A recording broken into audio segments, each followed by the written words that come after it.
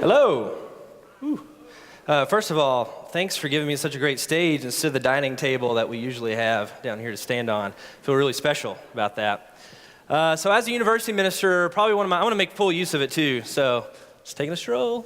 One of my favorite things about being a university minister is stories. I love getting to hear stories of college students. We all come from such different places, and stories are how we connect. You know, when you make friends, you don't sit around and say, yeah, I've got a blue backpack, and on Mondays I wear jeans, but on Tuesdays, khakis. You know, we don't do that. We don't share facts with one another. We share stories in order to connect and get to know one another better. They pile up and they give definition to our lives. This morning I want to share a story with you that shaped and defined me not only as a minister, but also as a person of faith.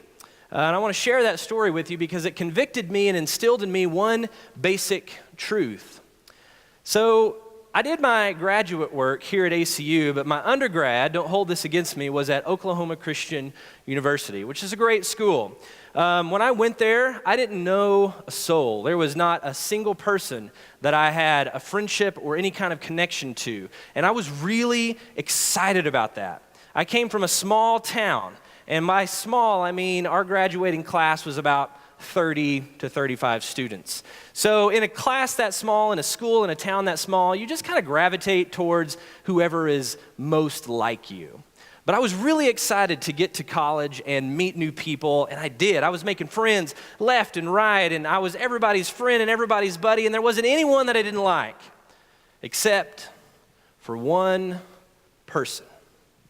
There was one person that I absolutely couldn't stand. He was just a trash person. He was a person who is an upman, a one-upman. Have you ever met anybody who, when you told a story, they had to tell a better story?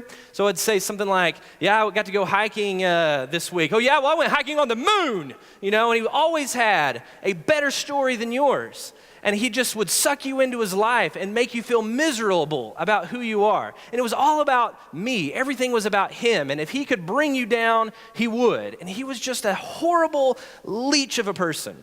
And I did everything I could to avoid being alone or being around or breathing the same air as this individual. I would go to great lengths to try to avoid him. If I knew he was in a building, I would walk all the way around it just to avoid getting sucked into his horribleness. And I remember one day, I was eating in our version of the bean, and I was walking towards my dorm. I was leaving, and I was planning on going to Walmart. When you grow up in a town as small as I did, Walmart was like where it's at. It was like the cool place to be. So I was really excited about going to Walmart on my own. So I was walking across the wasteland between the campus and the dorms, and I see this person coming towards me. And I get nervous because I know, given his leechiness, he will see me and he will attach himself to me and suck my life's blood away with how awful he is. So I start thinking, how do I avoid getting into a conversation with him? I think, you know what? Here's a good idea. I've got my Bible. I could pull my Bible out of my backpack and I could pretend to be reading it because you don't interrupt someone reading their Bible, right? I thought I wasn't a good person back then. So I thought, but that might not be enough. You know, given how horrible he is, maybe I should add to it a prayer. Maybe I should be praying while I'm reading the Bible. That way he won't feel like he should interrupt me. And I'll do that out loud, mumbling the prayer. And so maybe he'll also think I'm a little bit crazy. But I'm nervous. This might not be enough, right? So I pull out my Bible and I start saying things in the prayer, and I thought, what else can I do? What else can I do to avoid him? So maybe as he nears me, I can pretend that someone is calling my name from another direction. And so as he comes near to me, I can say, whoa, what? And he passes, beside, I don't know why this is the thing, but he could pass on the other side, right? So I'm an innovator of how to avoid someone. I'm coming up with all these amazing new ways to avoid being in conversation with this guy, and he gets on the other side of me, and I'm like, I start getting really excited, and then I hear him call out. I don't know why it happened in slow motion, but all horrible things do, right? So he calls my name, and I stop, and I turn around, and like like my kids do when I ask them something. They say, "What?" See, clearly there's nothing about this face that wants anything to do with your face, right? What? And he says, "Where are you going? Where are you going?" And it was instilled in me from a young age, to be honest. So I said, "That's where I'm going." What? I didn't hear you say, "I'm going to go to Walmart." What did I hear you say? You're going to Walmart? And then what's he ask? "Can I come with you?" And that moment, that experience was like, have you ever walked on glass while eating a hot dog full of needles? That's how that felt, to be asked that question. Can I come with you? And so at that moment, it's when the little cartoon angel and the little cartoon devil appear on my shoulder, and the devil is saying, "Make him an excuse. Don't let him come with you." And funny enough, the angel is saying the exact same thing. So what do I do? I'm faced with this choice. And this is a God moment, because earlier in the day I had been reading this passage. And at this moment, as I'm staring at this absolute garbage of an individual, again, I wasn't a nice guy. This verse comes to my mind. Paul writes to the 2 Corinthians, "For the love of Christ controls us." It compels us. "Because we have concluded this, that one has died for all, and so we have all died. And he died for all, so that those of us who live might no longer live for ourselves, but for him, who for our sake has died and raised again. And so from now on, we should regard no one according to the flesh. Even though we saw Christ this way, we do so no longer. So if anyone is in Christ, they are a new creation. The old is gone, and the new has come." And all of this is from God, who through Christ reconciled us to himself and gave us the same ministry of reconciliation. That is, in Christ, God was reconciling the world to himself, and he gives us that ministry. Therefore, we are ambassadors for Christ. God is making his appeal through us.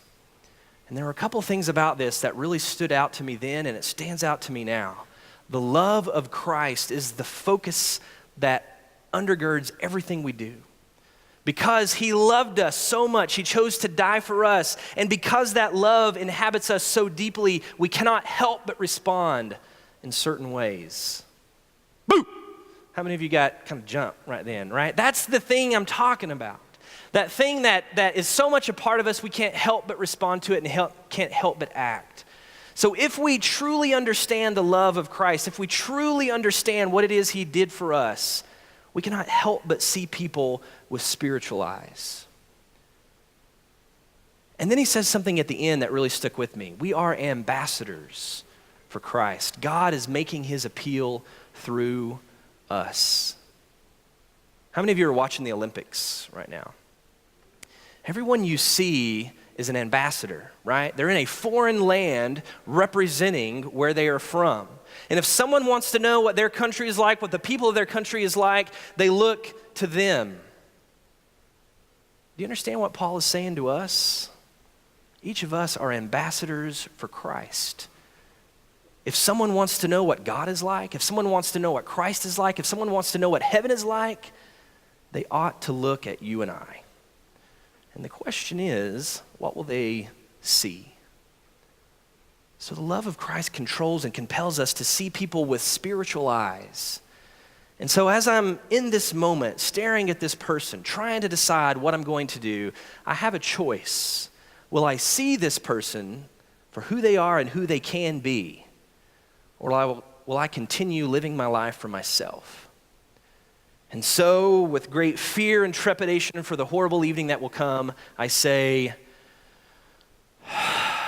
yes, you can come. 3.5 years later, he is the best man at my wedding. It's amazing what God will do if you just give him a chance. The passage we had read for us in Philippians gives us some wonderful advice on how to make those kind of relationships work. If we see in the other person whatever is good, whatever is honorable, whatever is true, whatever is noble, then we can't help but begin to change how we view them. And if we practice all of these things, the peace of God will be with us. So here's the thing that was instilled in me and I am firmly convinced of and that has shaped me as a minister and as a person. Every single person deserves the chance to truly be seen for who they are and for who they can be. And every single person deserves the chance to see God. Y'all have a blessed day.